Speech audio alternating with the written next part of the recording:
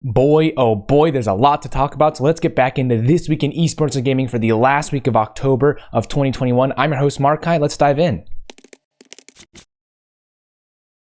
For our first top 3 story, Pokimane. She co-founded the talent management and brand consulting company RTS. Pokimane will serve as RTS's chief creative officer, with 𝗠𝗿, formerly of Twitch, as the CEO, Kim Pham as the COO, and Su Lee as the VP of talent management. Jason Scorano will serve as the VP of sales and partnerships, and the company's advisory board also includes Twitch co-founder Kevin Lin, PUBG Corporation's head of Americas Brian Corrigan, and Endeavor's executive vice president Karen Brodkin. The goal of RTS is to reinvent talent management, noting that content creators in the gaming space need to have a way of running a stable business as well as growing brands.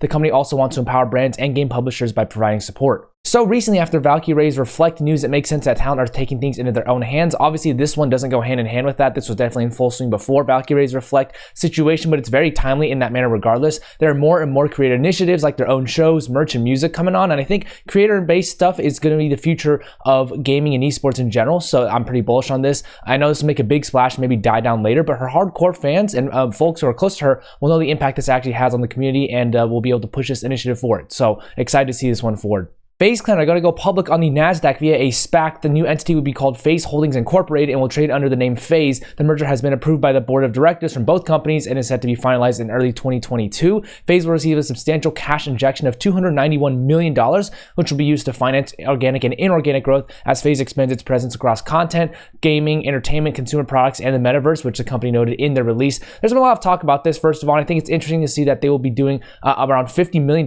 in revenue this year with a $1 billion valuation. I'm not sure, I'm not a finance guy, but that seems a little bit steep. It is one of, if not the most recognized orgs in the world, and I would say esports teams as well, because that's what they started as, but really they're more of a media team right now that has some competitive rosters. Given this much money in the raise, they'll probably acquire other companies heavily, as well as signing content creators. To a certain point, has some diminishing returns, so they're going to look to buy other companies and products, things like that. Lots of speculation about hype here and them not actually having technology to generate revenue in the long term. Many think that this will just be a creator-based hype valuation, and if that the creators leave, well, then it'll be a downfall for FaZe Clan. So, I mean, it all goes back to content creators, right? They have a lot of leverage here, and so if they choose to do something great with FaZe Clan, it can help them a lot. If they don't, we'll see where FaZe Clan goes afterwards.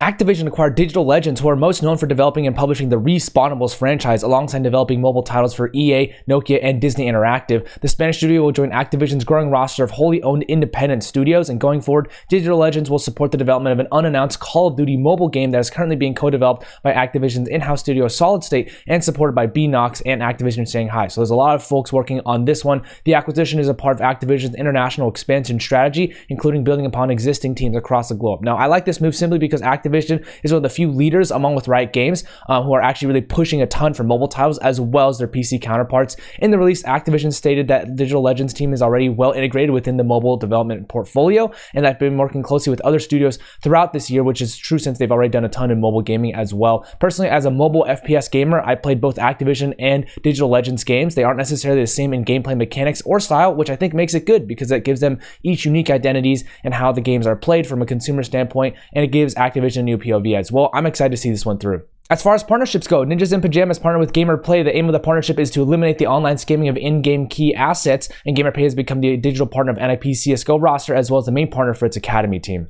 Esports partners with FWD, Marriott Bonvoy, and McDonald's. FWD will sponsor this year's Mobile Legends Professional League Invitational in Indonesia. Marriott Bonvoy and Esports partner via a local MLBB tournament and will launch an esports talk show together in 2022. And McDonald's will provide food and services to esports community at the Mobile Legends Professional League Invitational.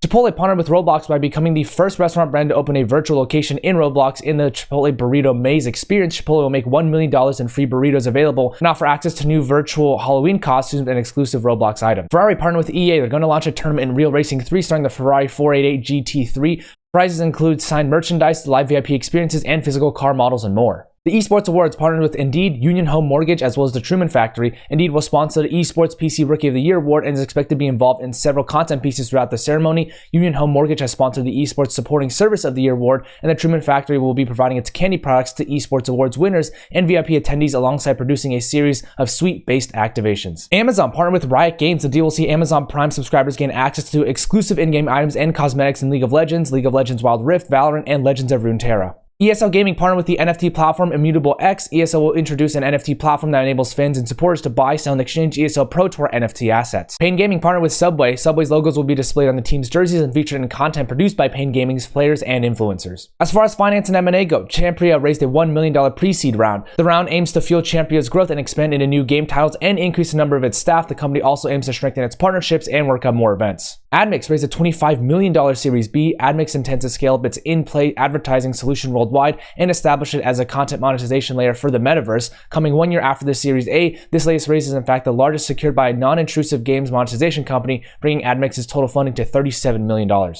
Krafton are going to acquire Unknown Worlds, who created Subnautica. The studio will continue to function as an independent developer, and its current staff and leadership structure will remain the same. Pragma raised a $22 million Series B. The company provides a backend as a service solution for online games, such as covering player data, lobbies, matchmaking, social systems, and so forth. Alongside the funding announcement, the developer shared that managing director at Inside Partners, Nikhil Sachdev, has joined their board of directors. As far as workforce changes go, Damon Baker joins Kepler Interactive as the VP of Partnerships and Portfolio. Damon will be taking on a leadership role, expanding Kepler's portfolio of studios, as well as managing collaborations between platforms. Damon previously served as the head of portfolio at Xbox, a role he took in 2019, and before that, he spent 12 years at Nintendo of America, where he started as a global manager of brand licensing in 2006, before becoming head of partner management in 2016. TWIEG joins Team Vitality as the head of business development. Wen will be tasked with building relationships with the organization's partners alongside growing Team Vitality's revenue as well. Wen previously worked for AS Monaco and Paris Saint-Germain on sponsorships and business development, and he was the director for global partnerships in the EME region for the NBA.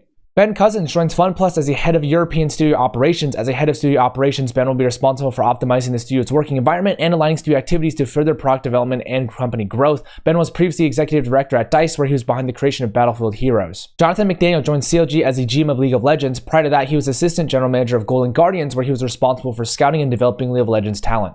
Garrett Brambrough has been promoted to GM of the Pittsburgh Knights, formerly Splice CLG and Rogue CSGO coach. He has been with the Knights as an esports consultant since 2018. As the organization's consultant, Brambrough has played a role in Knights team building and recruitment of new talent. Andreas Sternberg has been promoted to Managing Director of ESL Gaming Nordics. Andreas will take on responsibility for ESL's products in the Nordic market, including 2 original DreamHack festivals, summer and winter, and Andreas was previously ESL's Senior Brand Partnerships Manager before this promotion. As far as new stuff goes, Optic Dallas, they revealed their new logo. The logo appeared in the United States Patent and Trademark Office alongside a name registration for Optic Dallas, which features the Optic O and the Optic Green Dallas Cowboys-esque star. Matt Rutledge and Joao Borges launched FaZe. The blockchain-focused organization will have its own esports and content creation operations, as well as a revenue share model that will let all community members contribute to the company. FaZe intends to acquire top assets and play to earn blockchain games and create a community that can share revenue in said games. Freaks for You Gaming launched a new department of platforms and distribution. Sebastian Hauser has been named the head of department and will be responsible for the management of the company's media distribution strategy and partnerships opportunities across a variety of platforms. That's it for this week in esports and gaming. Thank you so much for tuning in. Credit to the publications, authors, and brands themselves for the images and press releases. If you know someone who'd find this valuable, I'd appreciate if you could share this with them. And as always, have a great day, everybody.